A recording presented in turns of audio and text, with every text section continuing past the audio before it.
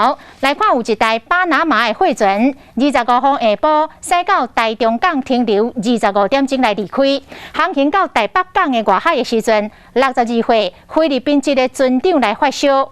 这个货船是紧急停伫外海，海巡才阁用接送的方式，甲这个船长来送病院。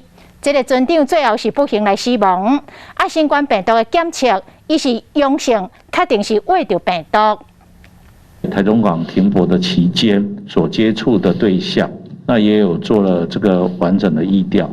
那目前是匡列了一位港务的同仁哈，那其他的人员呢做自主健康管理。台中港务公司接到消息了后，紧急来成立着清消小组，伫咧停货船的港口的4颗链灯，甲相关人员出入的办公室来做大规模的消毒。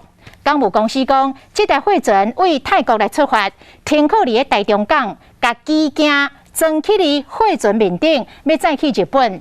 当时是由船顶的搬运工来装货。这船顶并无人员来入境，也就是上花。初步的调查，船顶甲划顶的港务人员并无交叉接触的状况。